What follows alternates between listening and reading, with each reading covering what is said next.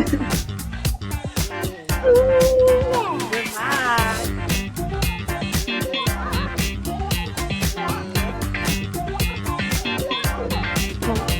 Okay, that's enough, I think. Yes. Welcome back to Gel and Tell. Welcome back, people, to episode 15. Wow. I know. It's been a while, though. Has it been? Has it been 2 weeks since our It's been last 2 one? weeks. We had a little bit of a break. Yes. So we've realized, classic us, by the way, working hard and just never actually thinking about our milestones in business. But I think back in February, we celebrated 6 months at Gel, didn't we? And we made did. a podcast episode. What we didn't realize is when we hit the milestone of becoming a 6-figure business as Gel, which is quite a cool thing to say, to be fair, as both of us are now fully self-employed through Gel, and it's just really cool. I don't know how else to describe it. I was desperate to press the button as soon as she said we hit our milestone. 6 figures in 6 months is fucking awesome, and I couldn't be prouder of us. So what we wanted to do today was we're going to have a little bit of a catch up, fill you in on some stuff that's been going on behind the scenes, what we've been up to, because we know you all would love to know, but really talk through what worked, what didn't work, what went wrong, what we do differently, and how we scaled from 0 across the board to 6 figures in 6 months. Yeah, that's the episode. Yeah. Before we get into it, shall we give people a bit of a personal update, what we've been up to? What have you been up to, Nora? I mean, I was hoping that you'd start first because my life has been, well, to be fair, I came back from Cyprus, which I've been there for a family wedding. Since then, it's just been pretty much in prep mode, really, just getting back to routine. I am now 12 weeks out from my first show, which is quite exciting. It's becoming real. So I'm in the process of and I need to send you options, by the way, because I need help to choose, but choosing my bikini colors and all of that. And just the choosing what accessories am I gonna wear, looking at makeup options, all of that stuff, because obviously the posing, the prepping, the training, the nutrition is one thing, but then it's actually the show day. There's so much prep that goes into it, which I know we were having a chat about it the other day, and you were like, why do people go through all this? Oh my God, it's mental though. I know it's your sport and I respect it, but the amount of stuff that you have to do before you go on stage is unholy to me. The one that shocked me most last week was when you said you have to get a spray tan naked in a room full of other people naked. And I was like, what? Can't you just pay to just be getting your own spray tan? So I don't want to get traumatized before I actually have to do it.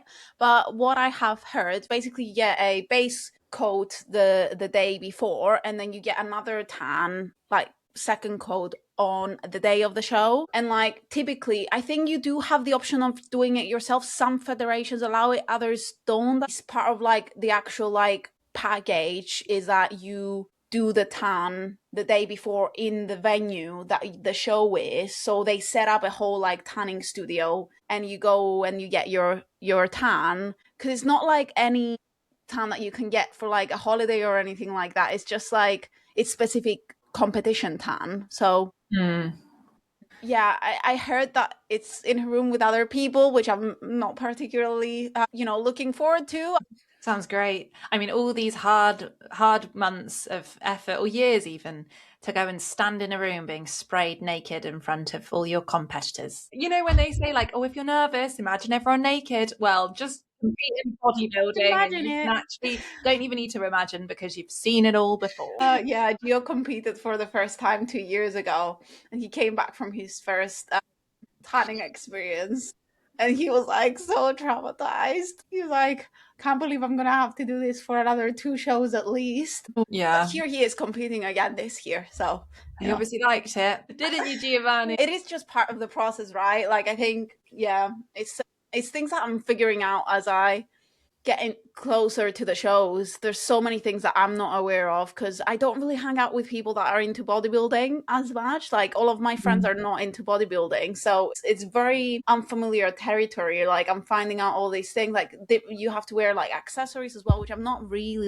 a huge accessory person either. So big earrings, and I need to buy new heels which have more of bling. Yeah, bling bling on. There's so many things that are so out of my comfort zone. But yeah, that's what I've been up to, is just figuring all that stuff out and just training and eating, really, and having a bit of fun. I've got a couple of trips coming up as well. And then got a few DJ events that I'm looking forward to as well over the summer. But yeah, that's me. What have you been up to? You're not DJing, are you? No.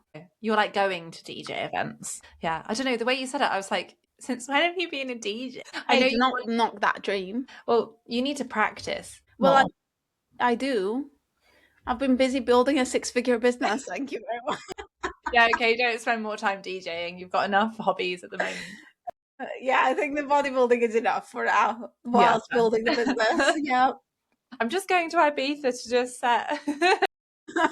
How about you? Tell us what you've been up to, apart from rearranging your entire office today. So I did rearrange my office at 11 p.m. last night. I decided that I thought the desk would be better suited the other way around. So far, I'm really enjoying it. I'm feeling like I've got more space, I'm feeling less claustrophobic and a bit more organised. I also went through my entire wardrobe yesterday and threw things away, and then created labels for different drawers and stuck them on for different colours of t-shirts and vests and long sleeve tops, which made me feel really, really organised, which is great. And all of this, I told Nora, was because I've lost a denim jacket. So I'm really fuming because I've lost this denim jacket that I'm obsessed with and I can't find it anywhere. So I was like, well, I need to go take everything out of the wardrobe and like rearrange my life and my office, apparently, to try and find into these moods like not very often, but when you do, it needs to happen there and then.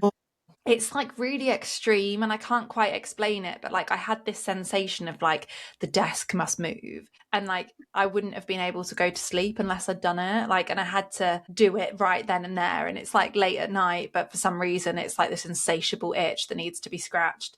I get it with a lot of stuff and I do it at work as well, and I can see it happening, but I just can't like rest until I've completed that thing. Yeah. And I need to, like, if I'm doing something and I hyper fixate on it, it has to be done, or I literally will like feel like I need to rip all my skin off, which is really extreme, and maybe I need to go and see someone to speak about it.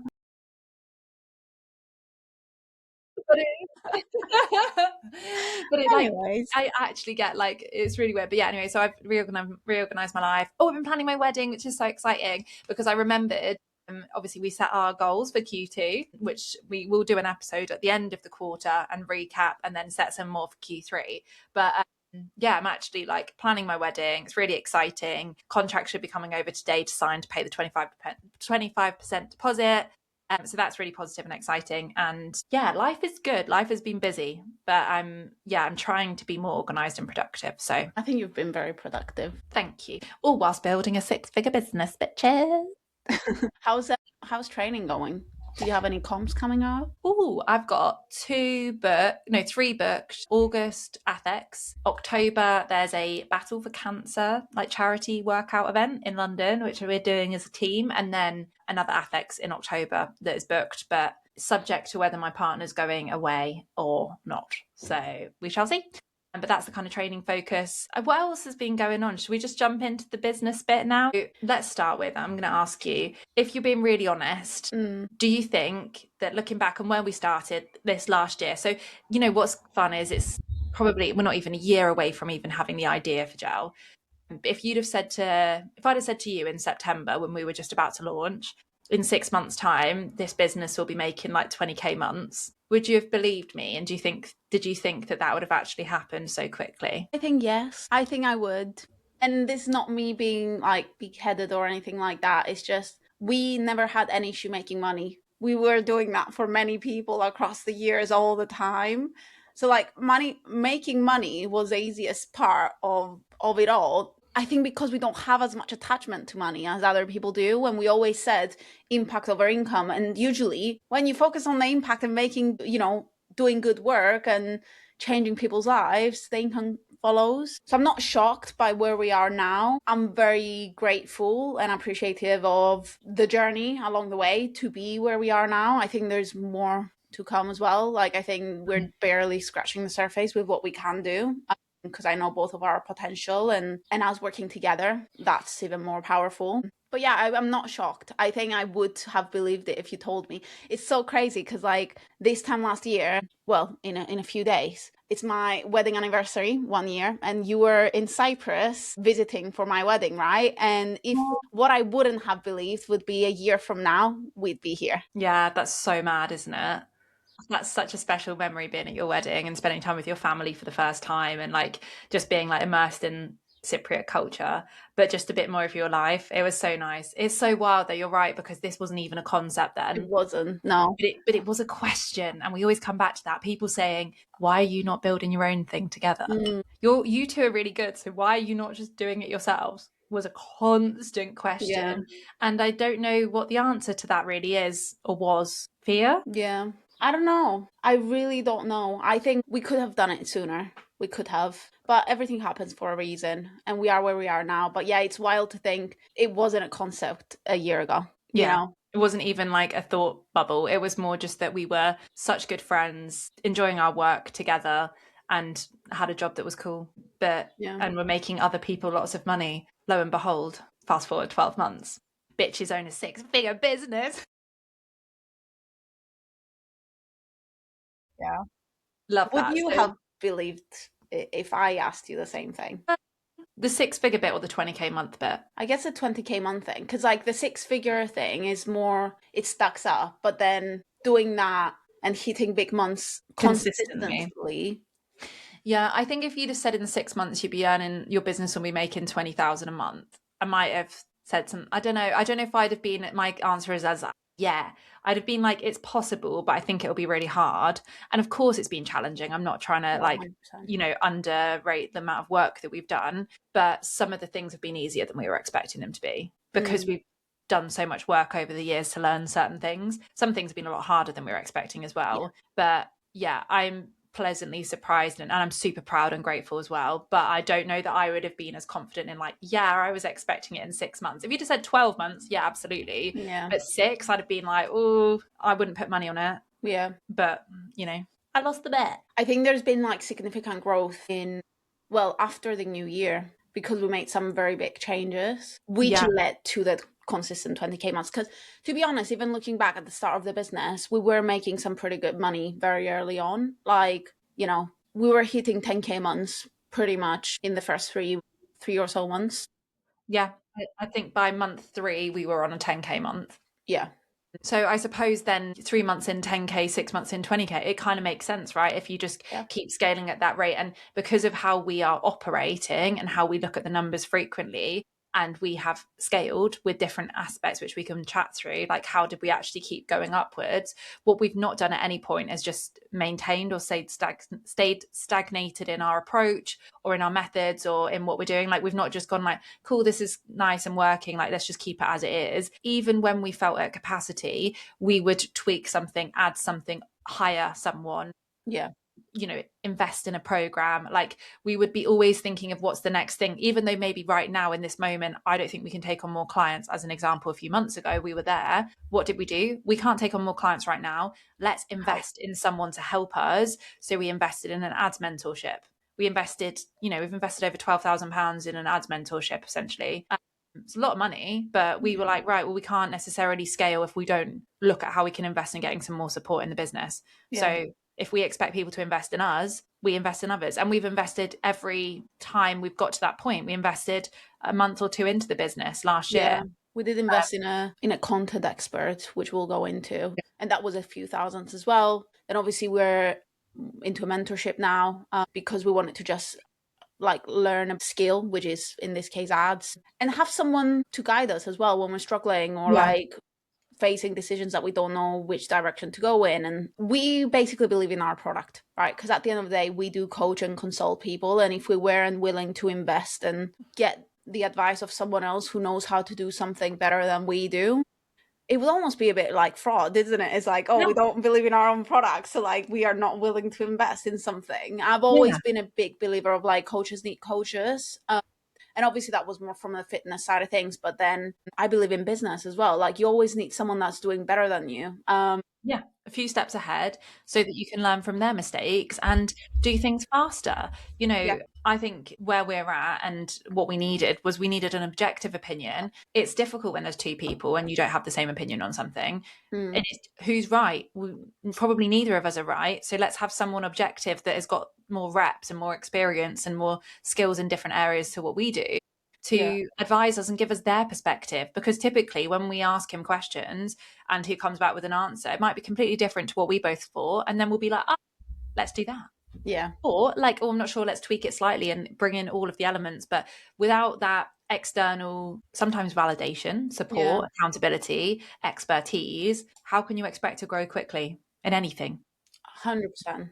So I love that we both have that stance, and like it's always so exciting. And I loved that day. I remember it vividly. I was walking my dog and we were having a conversation about how we felt we couldn't at the moment take on more clients, but yet we were having our best month ever to date at that point. Well, actually not to date because it kept going up. But we were like, right, I think we doubled our revenue since that time, which is mad to say. Because we were both like, oh, we can't help more people right now the way that we're operating. Like, it's just not possible. Yeah, mad. And obviously we found ways to do that, which we'll chat through. But I said to you on the phone, I think we're ready to invest in something new. And you were, I've been thinking about this too. And then we got the opportunity to like have fun deciding what kind of program that we might want to do or the kind of support that we might need. And you know, booking in consultation call and like having a chat with someone and making that decision together. Like it's a really fun and awesome thing that both of us are open to investing our collective money into new skills and new things for the business. So I think a lot of people avoid that because they see it as a cost rather than investment. Yeah. And then they don't grow. And then they're like, why is it not working? Why is my business just plateauing or shrinking and not going upwards? But I'm not willing to actually spend anything on it. Yeah. Spend money to make money, people. Spend money and take the risk, right? Because like it wasn't like we had that money like just there, you know, like as much as we worked hard and we were having some really good months, it was a huge chunk of money paid up front for us to, you know, invest in a mentor. But it wasn't unaffordable either. No. However, it was a risk. Yeah. And the truth is, it's not like we've made an ROI on it yet. Like, it's not like the money that we've spent, we've made back. Because technically, but it depends how you see it as well, because we've learned so much. Yeah, we're learning, and it's nice to know that we've got the support there. And like, I do think it's great. Like, I'm not degrading it at all. But the point is, a lot of people will go, well, yeah, I spent 10 grand on this. Yeah. And then, but the actual signups that came specifically from that was only Y. So I've not made any money on it. But then they're completely discounting all of the support they had, all of the things that they learned that then amounted in clients in different ways, the changes that made that audience that grew, like all of these other things that actually are valuable, but they're not just necessarily direct signups from that one thing. So I'm not saying that we haven't got a good return on investment in general, but from a financial perspective, a lot of people would say, oh, well, you spent all that and you've not made anything. But I know, and I'm confident that we will, and that, you know, we're seeing some really good results from our ads at the moment, especially with like, you know, the way that it's bringing in some new followers and supporting our content, but also, you know, we booked 5 sales calls last week. So you know, there's really positive signs there, and I think that's one of the things that I'm really glad that we did do from the start is invest. And I know with confidence we'll continue to do so over the years as well. 100%. Which is I think exciting. we're both very similar in that mindset that we would, we're always keen to like learn more, and because there's that hunger there, we'll always invest into the business. Yeah, and being around and in rooms of people that are better than you, that know more than you, that have got more experience than you, that have better businesses than yours. Like, we love that. We're not intimidated or scared to be around people that know more than us. If anything, I want to be around those people because I want to be more like them. I don't 100%. Want to be around like a bunch of losers. Sorry. 100%. I want to be around winners, and then we become winners too. Yeah, love it. Now, I know you spoke a bit about ads and how they're working for us right now, booking calls. Shall we take it a bit at the start and talk a bit about our growth before ads, right? Because content was a big part of what we focused on for Gel. Well, we basically started from scratch, really. We had no audience. We had our individual accounts, which were more personal pages. Obviously, mine was more fitness based. Then you had like your personal page and then your other like business page that we couldn't really use at the start to... my work page through So maybe for context, so we started the gel page with 0 followers. Nora had about 4,000 followers on her fitness account. My personal page didn't even have 1,000 followers. My work page that was associated with the old company, which I had as a fitness page in lockdown and then turned into a work page, had maybe like 1,500 followers, but again, couldn't use it because it was still working at the old company. You had another one of those, maybe like 7, like basically across the board, a mix of like friends, family, some fitnessy kind of pages, but nothing like, not like a meaningful audience size combined, really. It's not like we went in and we were like, we started from 0, but we actually had like 50,000 followers sat somewhere. Like it wasn't like that. It was very much like we knew we'd have some support from our network, but like we launched that page and maybe we got like 150 followers or something, which at the time felt amazing, right? And we're so grateful to everyone that did support us and continues to from our networks, but like it wasn't enough to you know, look like a brand. To look like a brand, to get the right people in to sell to. As much as we're so grateful for friends and family, it did really help getting that boost. It wasn't people that were going to buy from us necessarily somewhere. And we got our first few clients through friends and family, which again, we're super, super grateful for. It was through our network. But then we needed to find a way to boost the page, get it out there, tell people about it, basically share what gel is, who we are. Because gel necessarily as a brand wouldn't really have worked because people don't as much buy from brands, but we need to get us as a duo, our strengths, you know, who we are as people out there, so people get to know who G and Nora are and how can they help me with their business, which is where we started posting daily, didn't we? We set the goal. It was something that both me and you were struggling with. Because we started strong, I think, you know, the excitement of the launch, and like we'd done this photo shoot, like we got these like fancy ass photos from Daisy, which were amazing. Thanks, Daisy, if you're listening. And we loved them, and we had like a few cool things planned out. So we were like on it, and we posted, you know, once or even twice a day for this launch week, and we were like super consistent. And then because we'd created this aesthetic that was very like bougie and premium and professional with like blazers and heels and shit, like it was great. And I still really like the photos, but like then we're just us at home like this, and it's like I wear gym gear all the time, and then you know I don't do my hair. Like so the reality was, it was like, oh my god, catfish, like you're a catfish, like I was literally like, I can't post on this page because I don't look like that. That's not real. Like we just couldn't sustain that image almost, because it was an image. Like realistically, you'd never see me or you in heels with blazers on a day-to-day, right? I mean, I didn't wear heels for the shoot because I couldn't. I refused. You were like, wear them, and I was like, I cannot, I don't want to. I kind of like the vibe. You look great. Like the pictures are cool, and like we still use some of them, right? Like it's not even about that. It's more about the fact of that prevented us from posting because we felt like we had to uphold an image that wasn't authentic. Because it was a staged photo shoot, and there's so much cool stuff in that, and it works great for our website, and like that imagery we use on carousels and stuff, but it wasn't maintainable for our page. And then it meant that we just froze and we stopped posting, and everything that we stood for and we taught, we weren't doing ourselves. Because it was like, oh, well, it doesn't look good enough. It's not polished enough. Like it won't make us look professional. Like, and actually, what is professional in this day and age of building an online business?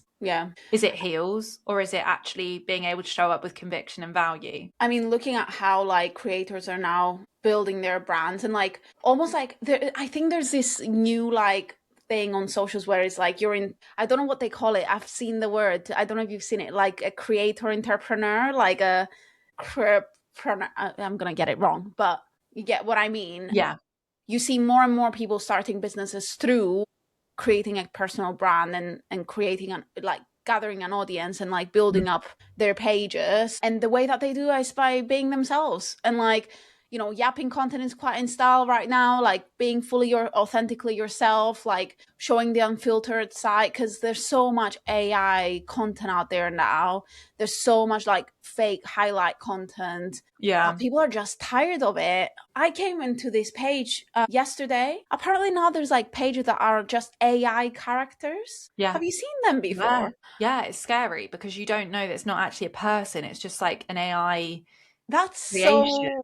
Yeah. It's a bit fucked up, to be honest. I'm really over it. And like, it's making me less engaged with content in general. So when I do see someone just being raw, like funny things and like real human interactions, like I'm so much more engaged. And like, if something can make me laugh or make me feel something or shock me or like, you know, inspire me in some way, like I'm way more likely to buy from that brand than just like another ChatGPT, here's the thing caption. 100%.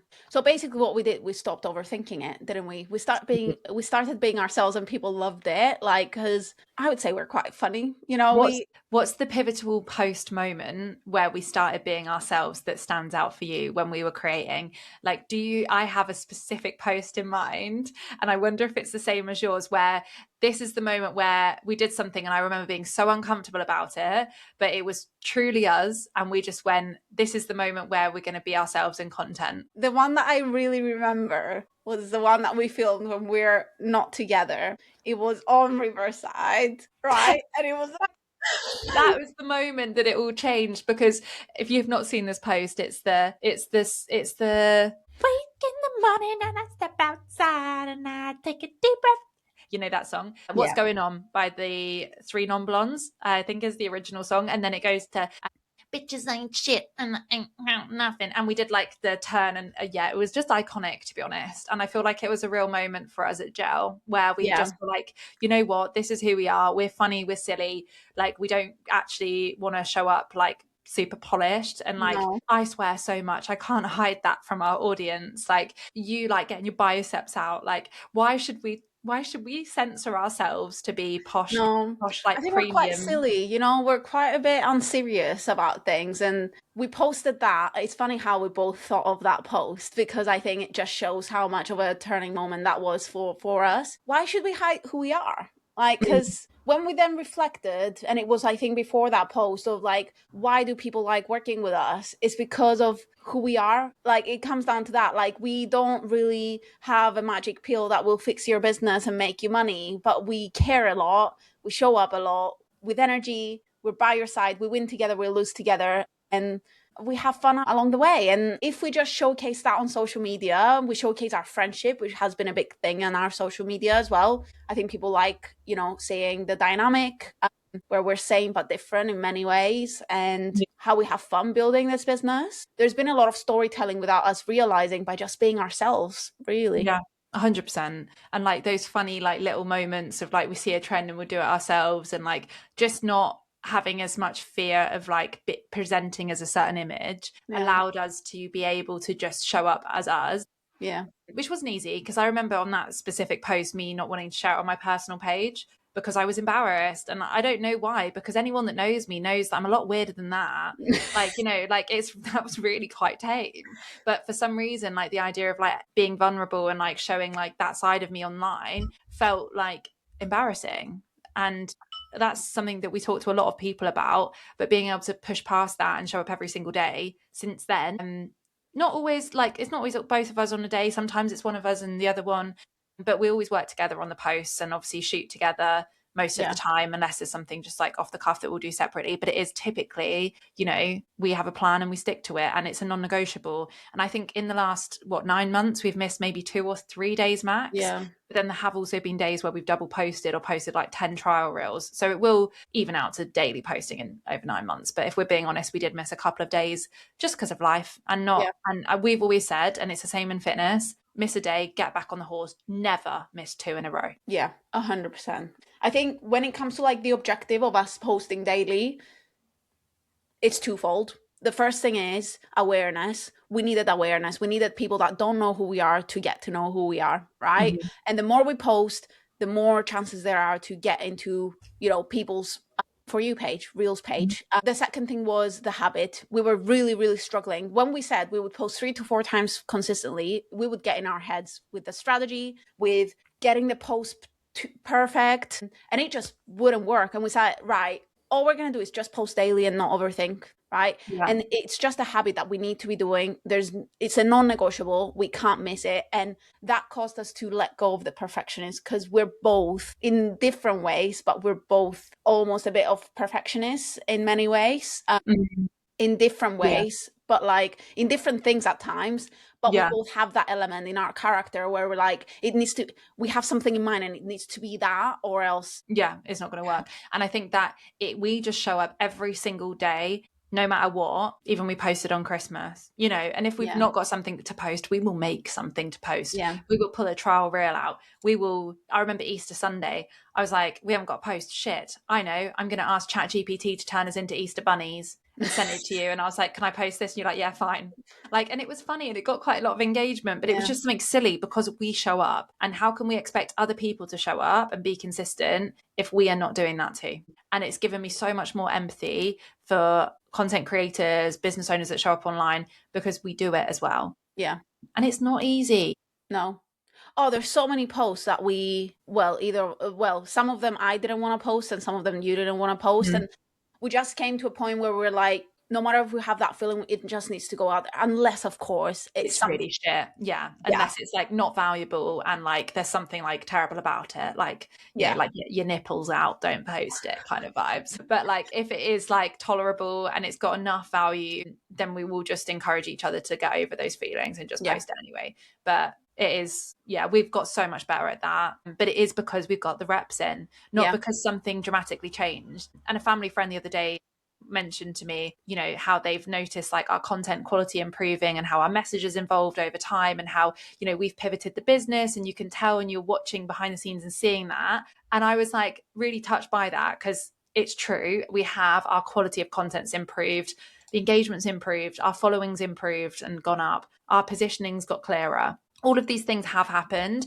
and obviously we see it because we're doing it and we're in the weeds every day. But hear someone else observe on that because they followed us since the beginning was really special. Come a long way with our content, I think, as our positioning and offer had evolved as well, and we became more sure on who we're wanting to help and how, because we had quite a few pivots in business as well, didn't we, across the months? Yes, we did, which is a good segue, I think, into that.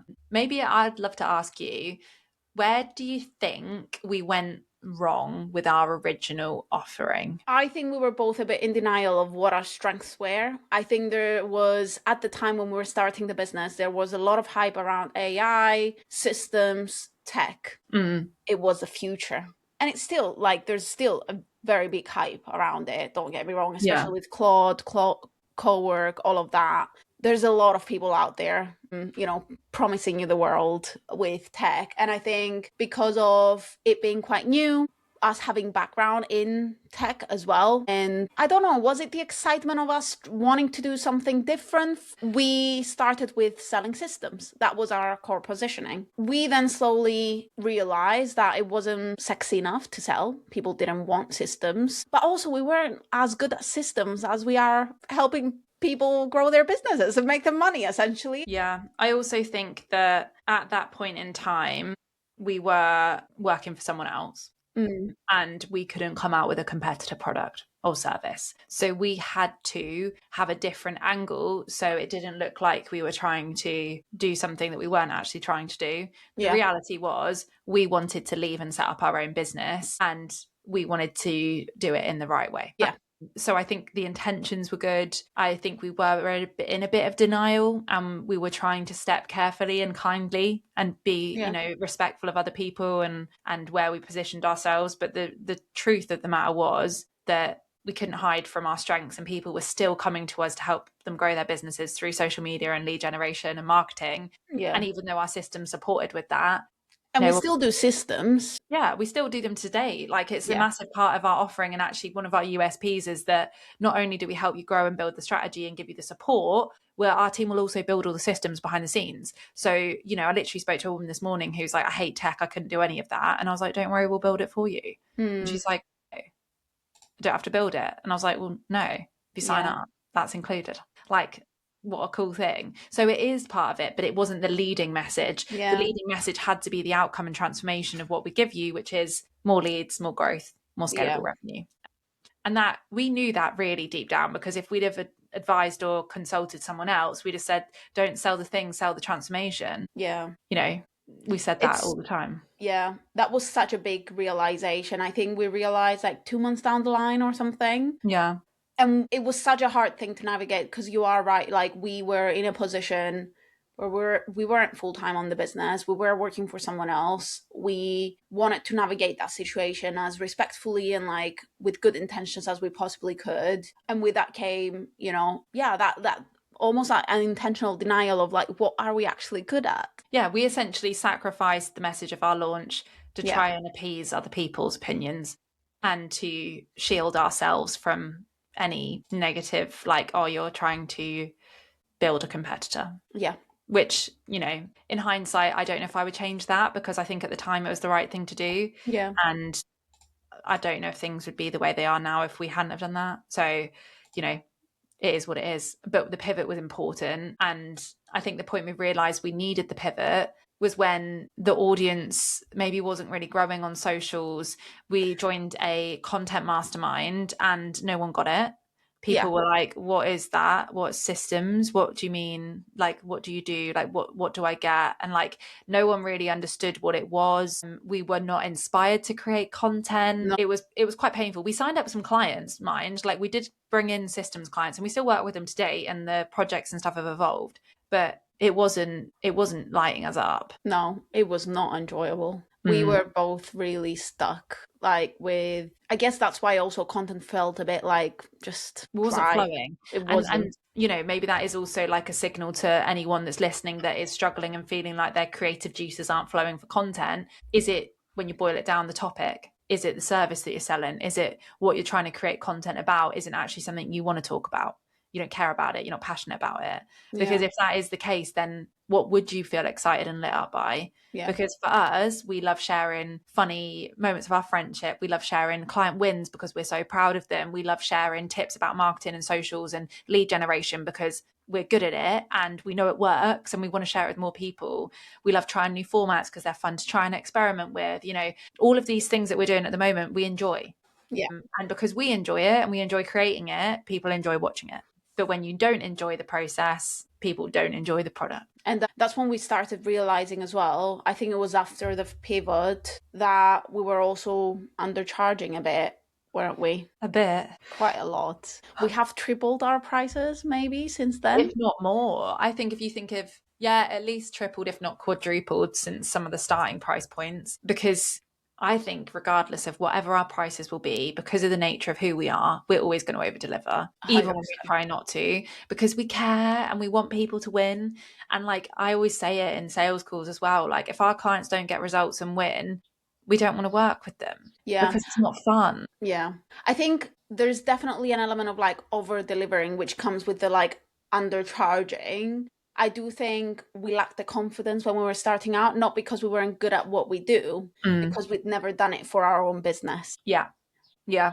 The reality is what we're doing now, we've been doing for 6 years. Yeah. And we're great at it. But we've never done it for our own business and selling it. And like when we raised our prices, like going on that first sales call, like that confidence that you need to pitch a higher price point, it needs to come in by just putting in the reps, right? And like testing things out and like feeling more comfortable. And we just didn't have that at the start. And I think that's okay to admit. And there were conversations that we had to almost like hype each other up before going into a sales call, like being like, you just need to do it. It was actually terrifying. And I think when you're starting a new business and you don't have the social proof or case studies for that business, we had them as individuals from previous, experience and stuff. We knew that we'd done the work and we could get the results. But as gel, like those first few, do you go on a sales call and say, yeah, we've got no clients?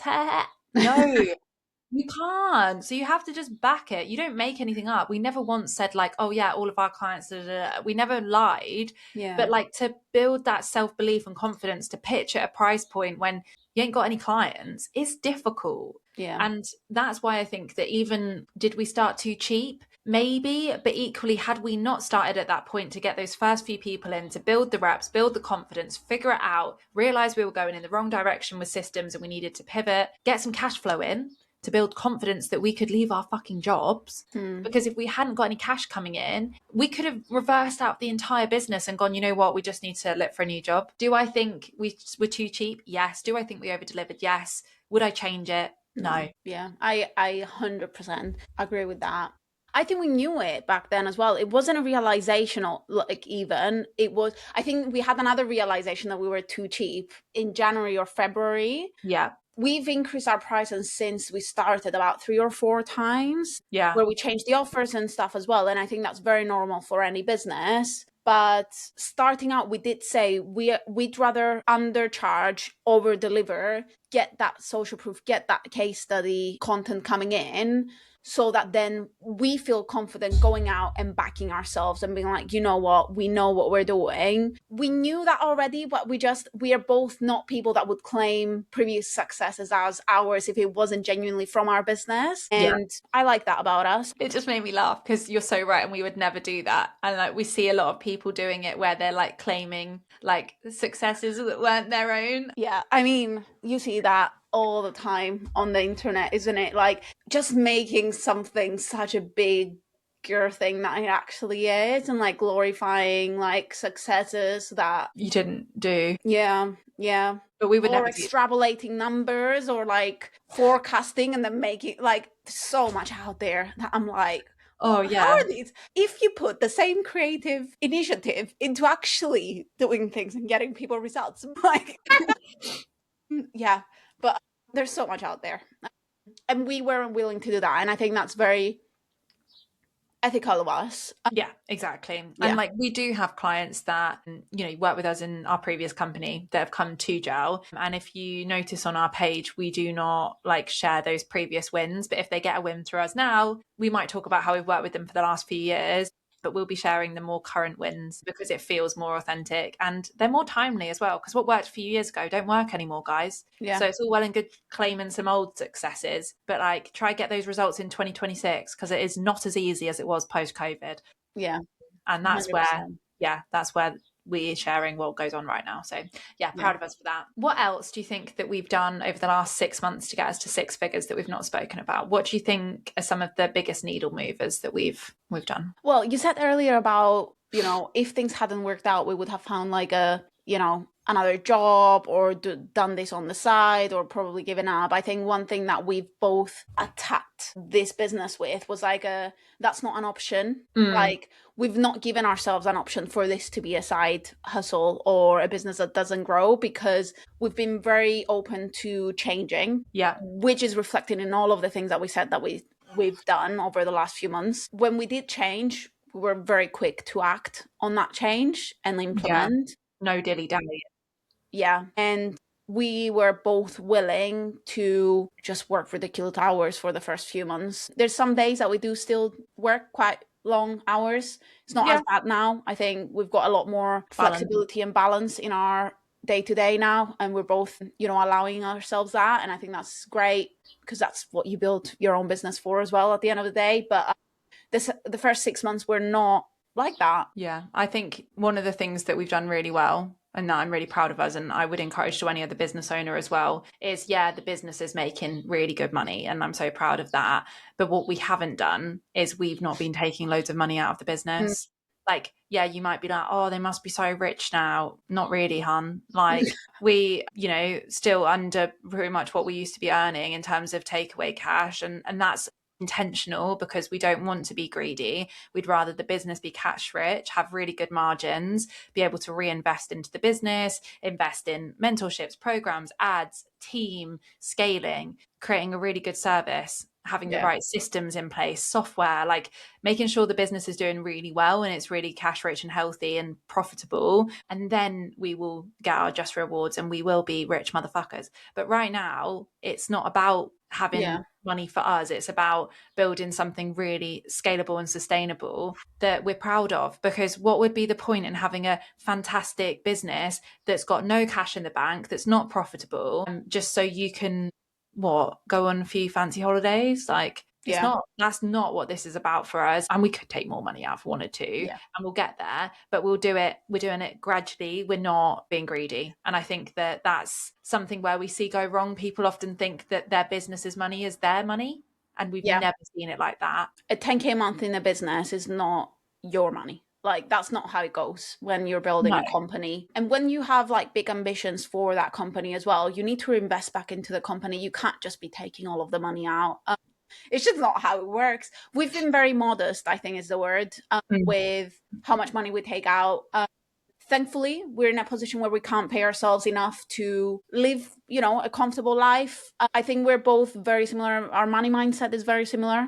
We're not driven by like taking a lot of money out the business instantly. Like, we are happy to wait for that sum at some point. And we both know that we're benefiting equally from this for years to come. Our goal for this is for the business to allow us to have and support our families, in the future as well. So the harder we work now and the more modest we are now, the more we'll benefit later down the line. So, that's the thing. And I think that's where we really align with certain clients that we bring on board and work with, is they have a similar mentality to business in general, but also like there's no like positive for like get quick rich schemes and like all these people you see like spending all these money on flashy cars and stuff in Dubai. Like, that's amazing, and if that inspires and motivates you, then I'm sure like there is someone out there that would be a great mentor that can show you exactly how to dodge tax and get a supercar and like enjoy that. That is not us, and that will never be us. Yeah, for sure. I think it's been one of the main things why the business is in such a healthy position now. We have, invested obviously in the mentorships that we mentioned, but we've also invested in a team recently as well, which was one thing that I think we've been more open about. We were a bit more, what's the word? Resistant to that starting out. But as we scaled to bigger months, we just needed the help.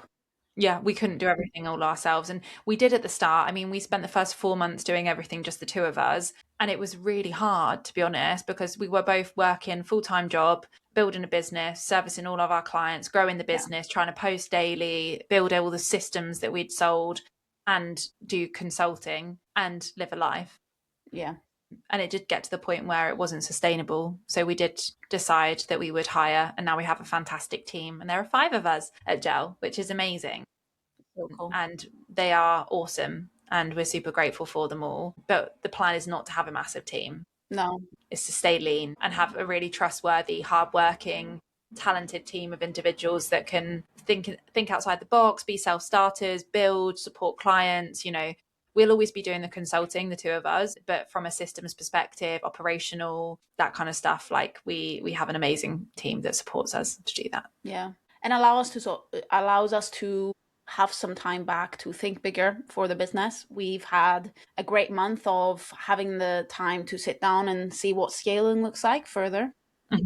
Which we've got some exciting stuff coming up, which we can't wait to share in future episodes when it's more concrete than an actual project that we're working on. But we've had that time back, which allowed us to think bigger and scale the company even more without necessarily hiring more. I think with the people that we have now, we've got great people who care about the business, care about the clients, and the way that we build the business doesn't necessarily need more people. Yeah, it doesn't, because it's the model that we're going towards and who we've got in the team now and what we do and where we're going. We could scale, we could quadruple without needing any more headcount, because we've forecasted ahead, thinking about the model that we're creating, and we're not playing like catch up and reactive hiring, which is what I think a lot of businesses and especially consultancies get into, is they have one stream of revenue and then the only way to scale that is by adding more people to do the servicing.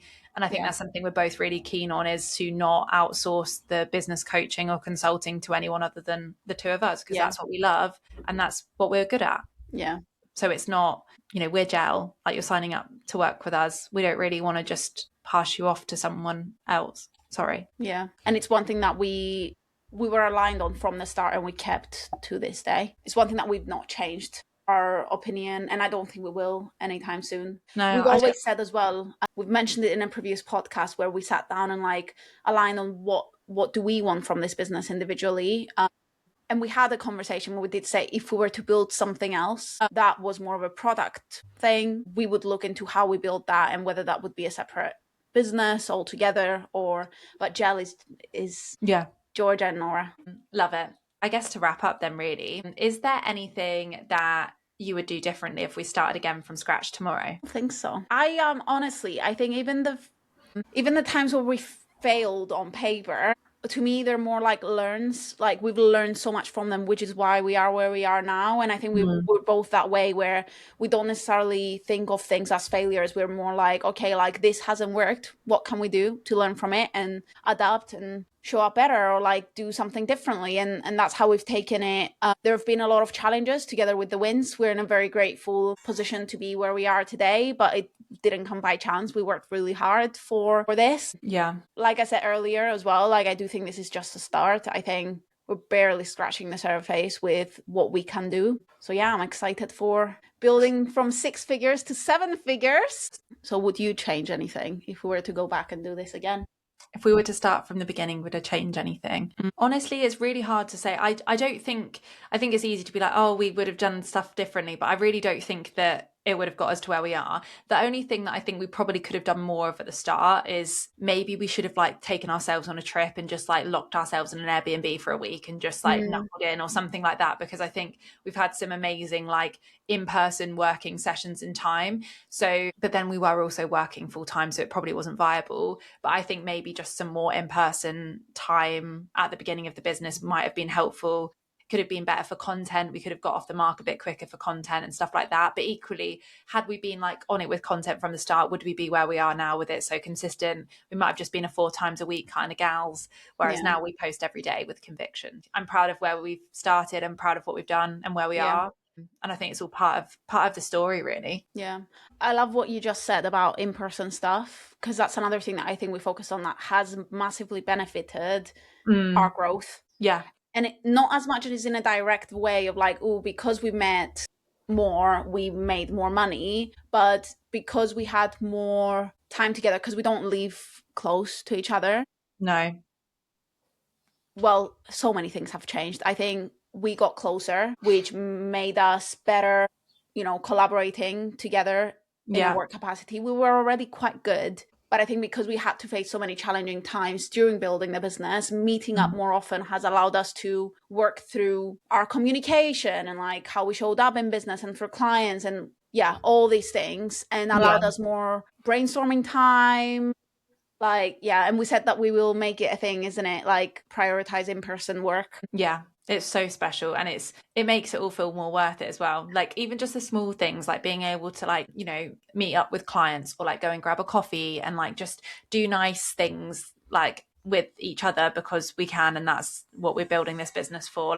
And we want more in-person stuff with clients, like you said. We discussed retreats. We've discussed, retreats got to be on the cards. I really want to get some more like in-person meetups. I think we should do a client photo shoot for our clients to get their like headshots and stuff for their socials. I think that'd be great. I'd love to do like an in-person workshop day and like do some trainings and like get people together to brainstorm like a mastermind, and then like retreats down the line as well, because I think there's nothing better than being in real life with people and to get to know them, but also just to like have a bit of fun. 100%. Take them. We will definitely be taking all our clients to karaoke. We fucking love karaoke. Yeah, so that would be iconic. I think we should start planning that. Like, why don't we just do it this summer? Why don't we do a gel get together? Yeah, love it. Amazing. Why not? Can't wait. Amazing. Yeah. What's your biggest business or life takeaway of the week? I think like my biggest takeaway, like filming this episode, I am very grateful for you and everything that we've done. I think it's really cool how far we've come, and it's because of both of us. It's not a one-person thing. We've both worked really hard, and we should be proud. I love you. I'm grateful for you too. And I'm really proud of both of us. I think it's fucking cool to think how we've done this. And the coolest part really is that it is just the beginning. And we have so many ideas for how we're going to expand the brand, the business, support our clients better. We're so fortunate to see like, well, not even fortunate because we're doing all the hard work, but like we're getting great results for our clients. But we know there's so much more we can offer and do. Yeah. And I think that's what feels exciting, is that we both have a growth mindset. We both are willing to do the work, and we get to do this together. So yay us. Here's to 6 more months of world domination, baby. Thank you so much for tuning in. And if you got this far, we appreciate you. If you have any questions on anything we discussed in the episode, drop us a DM. We would love to chat to you. If you want to feature as a guest, also send us a message. We might have you on, we might not if you're boring. And we hope to see you soon for another episode of Gel and Tell. See you soon, guys. Hope you enjoyed this one, and catch you on episode 16.